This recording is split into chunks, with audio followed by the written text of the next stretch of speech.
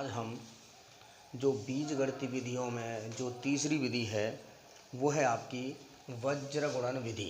पहले हमने आपको प्रतिस्थापन विधि और विलोपन विधि को हल करके दिखा दिया था एग्जाम्पल समेत कि किस तरीके से आपको वज्र गुणन विधि और विलोपन विधि और प्रतिस्थापन विधि हल करनी है। तो आज हम तीसरी विधि वज्र विधि लेके आए हैं, जो कि अधिकतर बच्चों को बहुत ही हार्ड लगती है, लेकिन आप देखेंगे मैं इसको किस तरीके से आसान बनाता हूँ।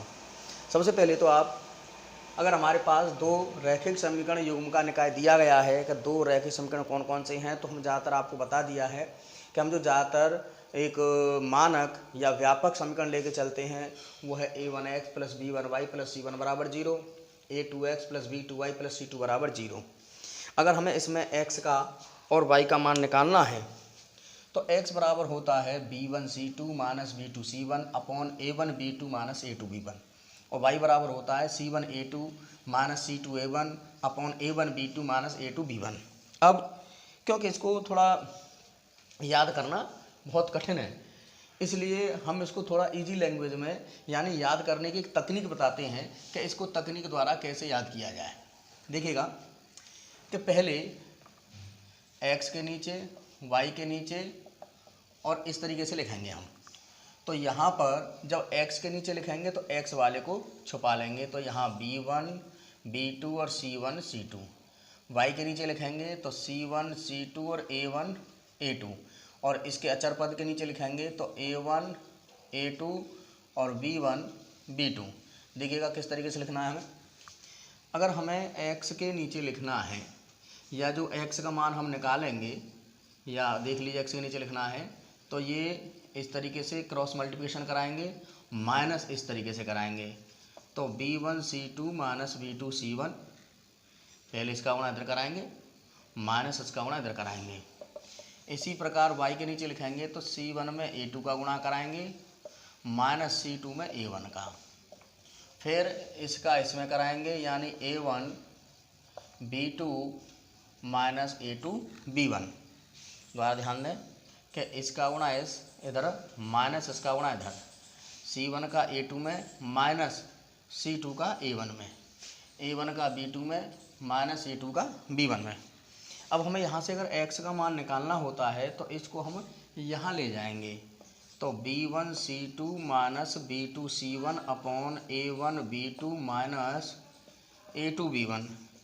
ऐसे जो y का मान निकालना है तो इसको हम यहाँ ले जाएंगे, c1a2 - c2a1 a1b2 - a2b1। तो हमने जो मान वहाँ पे लिखे थे शायद आप देखिए वही आ रहे होंगे कि x का मान b1c2 - b2c1 और a1b2 - a2b1 वही है, c1a2 - c2a1 और अपॉन a1b2 - a2b1। तो इस तरीके से हमने यहाँ पर किस तरह सवाल सॉल्व करना है ये हमने बता दिया है। अब हम एक एग्जाम्पल के माध्यम से इसको सॉल्व करेंगे।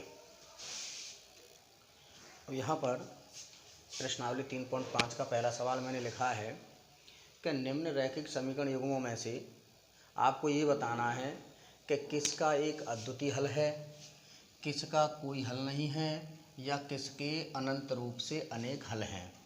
और जिसका अद्वितीय हल हो उसी स्थिति में आपको वज्र गुणन विधि से हल करना है। इसको किसी भी तरीके से आपसे हल करवा सकता है एग्जाम में, वज्र गुणन से हल करवा सकता है, प्रतिस्थापन से हल करवा सकता है, या विलोपन से हल करवा सकता है, या आलेखी से हल करवा सकता है। लेकिन जो हम निकालेंगे कौन सा अनंत हल है, किसके कोई हल नहीं है, या किसका अद्वितीय हल है, उसके लिए हम पहले आपको बता चुके हैं a1/a2 b1/b2 c1/c2। उसके माध्यम से हम ये जानने का प्रयास करेंगे कि किसका अद्वितीय हल है। केवल जिसका अद्वितीय हल है हम उसी को हल करने का प्रयास करेंगे।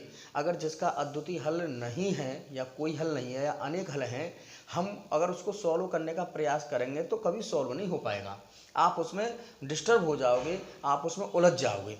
इसलिए पहले हमारी पहली चीज़ है कि ये जानने का प्रयास करें कि इसका अद्वितीय हल है या नहीं है। अगर अद्वितीय हल है तभी हम इसको सॉल्व करेंगे।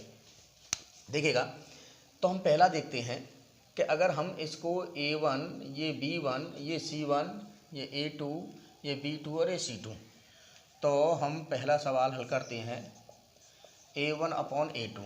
तो 1/3 b1/b2, तो -3/-9, तो ये भी 1/3, और c1/c2, तो ये हो जाएगा -3/-2 अर्थात 3/2।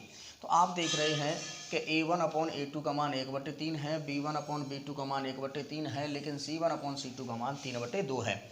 तो हम यहाँ देख रहे हैं a1/a2 बराबर है b1/b2 के, लेकिन ये c1 और c2 के बराबर नहीं है। तो हम यहाँ लिखेंगे कोई हल नहीं, इसका कोई भी हल नहीं है, तो हम इसको फिर हल नहीं करेंगे, छोड़ देंगे यहीं पे ही। इसी प्रकार सेकंड देखेंगे, ये a1 है, ये b1 है, तो a1/a2 करेंगे, तो आप देख रहे हैं a1 का मान 2 है और a2 का मान 3 है। b1/b2 को सॉल्व करेंगे तो 1/2 है, और c1/c2 हल करेंगे तो 5/8 है। लेकिन हम यहीं से देख रहे हैं कि a1/a2 is not equal to b1/b2। जब यही दोनों बराबर नहीं हैं तो हमें c1 और c2 तक पहुंचने की आवश्यकता नहीं है। जब ये दोनों बराबर नहीं होते हैं तब लिखते हैं एक अद्वितीय हल होगा, और जिसका अद्वितीय हल है केवल हम उसी को सॉल्व करेंगे। यह हमें सॉल्व करना है। तीसरे को भी देखते हैं, अगर अद्वितीय हल आता है तो सॉल्व करेंगे, अदरवाइज नहीं करेंगे। तो a1/a2 ये हो गया 3/6, 1/2, b1/b2 यानी -5/-10, ये भी 1/2, c1/c2 20/40 यानी 1/2। अब आप देख रहे हैं कि a1/a2, b1/b2 और c1/c2 तीनों ही बराबर हैं। a1/a2, b1/b2 और c1/c2 बराबर हैं। इस कंडीशन में इसके अपरिमित रूप से अनेक हल हम होंगे, तो इसको भी हमें सॉल्व नहीं करना है, इसको भी हमें सॉल्व नहीं करना है। अब हमें केवल सेकंड वाले इक्वेशन पर विशेष ध्यान देना है, केवल इसी को ही हमें सॉल्व करना है, बाकी किसी को सॉल्व नहीं करना है। तो ये जो इक्वेशन था 2x + y = 5 और 3x + 2y = 8, हमें इसको सॉल्व करना है कौन से मेथड से? वज्र गुणन विधि से। तो इसके लिए हम क्या करेंगे, 2x + y - 5 बराबर जी, इसको धर ले जाएंगे। ऐसे इधर को 3x + 2y - 8 बराबर 0। ये जो गुणांक हैं, सॉरी इसके जो गुणांक हैं a1 a2, इनको द्वारा हम यहाँ लिख लेते हैं। इसका गुणांक 2 है और इसका गुणांक 3 है। देखिए स्टार्ट करते हैं, x/y/, अब यहाँ 1/, हालांकि इसको सॉल्व कर सकते थे, अगर उधर भी रहता बराबर के दाएं पक्ष में तो सॉल्व कर सकते थे, लेकिन उस कंडीशन में फिर आपको यहाँ -1 लगाना पड़ता। अब यहाँ अगर सब बाएं पक्ष में है तो यहाँ पर +1 से काम चल जाएगा। दोबारा ध्यान दें, अगर दाएं पक्ष में होता ये अचर पद तो हम -1 लगाते, और अगर हमारा ये बाएं पक्ष में है तो यहाँ +1 से हमारा काम चल जाएगा। अब इसके लिए जो हमने प्रोसेस पहले बताया था, इसको छुपाएंगे तो इसके गुणांक हैं 1 और 2, इसके गुणांक हैं -5 और -8। ऐसे y को छुपाएंगे, -5, -8, 2 और 3, इसको छुपाएंगे 2, 3 और 1 और 2। इस तरीके से हमने गुणांक लिख लिए हैं। तो पहले जो हमने बताया था, इसके गुणा कराएंगे, इसका गुणा इधर कराएंगे -8, माइनस लगा करके इसका गुणा इधर कराएंगे तो -10, इसका गुणा इधर कराएंगे तो -15, और माइनस लगा कर गुणा कराएंगे तो -16। 2 दूनी 4 और 3 एकम 3। तो ये हो गया -8 + 10, -15 + 16, 1/1। तो x/2, y/1 और 1। तो हम अगर x का मान निकालते हैं तो इसका गुणा इधर करा देंगे, या हम कर सकते हैं x/2 बराबर 1, तो यहाँ से x का मान आ जाएगा 2 और y बराबर आ गया 1। तो कितना सिंपल तरीका है, विलोपन विधि या प्रतिस्थापन विधि से बहुत ही आसान तरीका है, लेकिन थोड़ा सा हमें इसमें दिमाग लगाने की आवश्यकता है, थोड़ा समझने की आवश्यकता है, थोड़ा सीखने की आवश्यकता है। चलो मैं एक और सवाल और बताता हूँ इसको सॉल्व करके।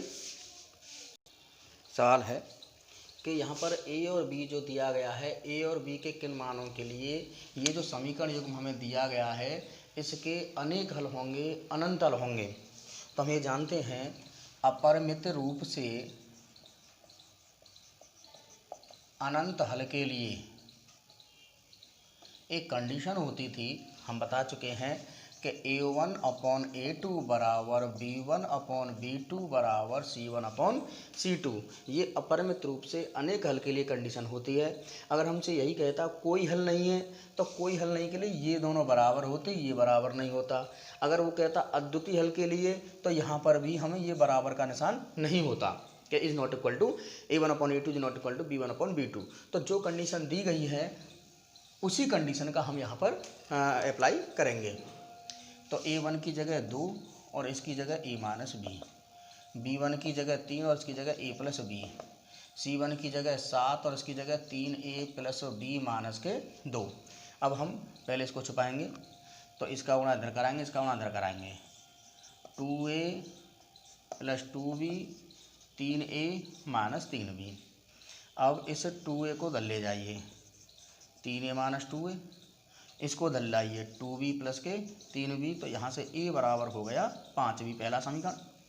अब इन दोनों को लीजिए आप, यानी 3/A+B बराबर 7/3A+B-2।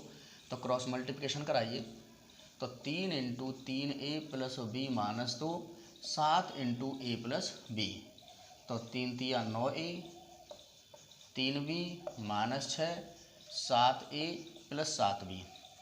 इसको दल लाएंगे तो ये हो गया 2A, इसको दल लाएंगे -4B और -6 बराबर 0। अब यहाँ से जो A बराबर 5B आया था हम यहाँ लगा देंगे, तो ये हो गया 10B, 10 में से 6 गए तो 6B, -6 बराबर 0, 6B बराबर 6B बराबर 6 और B बराबर 6/6 यानी 1। तो B का मान 1 आ गया। और A का मान अगर मैं इसमें लगाता हूँ 5B में, तो ये A बराबर 5 आ गया और B बराबर 1 आ गया। अगर हम A बराबर 5 और B बराबर 1 लगा देंगे तो इसके अनंत हल हो जाएंगे। कैसे होंगे कि अगर A बराबर 5 और B बराबर 1 लगाता हूँ तो 5 में से 1 गए तो 4, 5 और 1 6, और ये हो गया 5 × 15 प्लस के 1 और माइनस के 2। तो ये हो जाएंगे आपके A1/A2 2/4 यानी 1/2, B1/B2 3/6 यानी 1/2। ये हो गया आपके 14, 7/14, ये भी 1/2, यानी तीनों मान बराबर हो गए। इसका भी 1/2 हो गया, इसका भी 1/2 हो गया और इसका भी 1/2 हो गया। तो उसके लिए इसके मान कैसे होंगे? अपरिमित रूप से अनेक होंगे। यहाँ मैंने अगला सवाल लिखा है, ये दूसरे का दूसरा सवाल है प्रश्नावली 3.5 का। तो यहाँ पर पहले तो सवाल जो लिया था हमने लिया था कि अपरिमित रूप से अनेक हल हैं। यहाँ पर जो हम ले रहे हैं वो ले रहे हैं कि इसका कोई हल नहीं है। तो कोई हल नहीं है के लिए क्या कंडीशन होती है कि A1/A2 बराबर B1/B2। बहुत आसान है।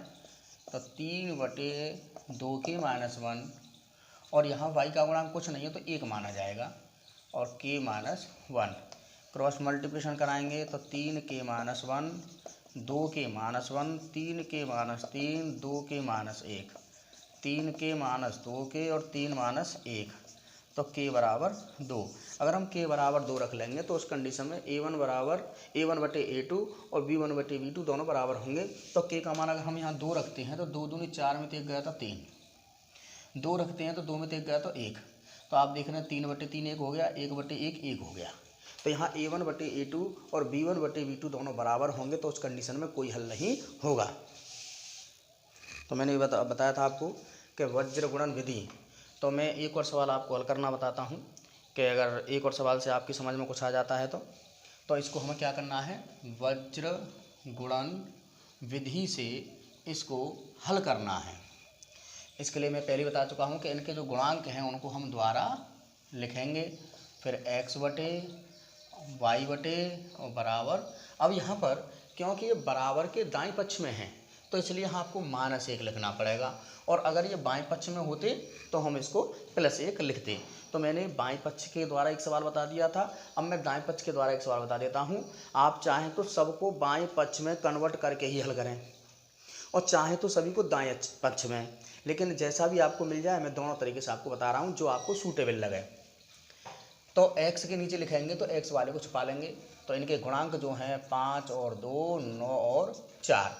अब आप यहाँ देखेंगे कि हमने जो दाएं पक्ष में लिखने से एक फ़ायदा हुआ है कि यहाँ माइनस नहीं आई, और अगर आप उसको बाएं पक्ष में ले जाते तो -9 और -4 हो जाते, -9 और -4 हो जाते, तो आप निश्चित तौर से माइनस प्लस में गलती कर बैठते।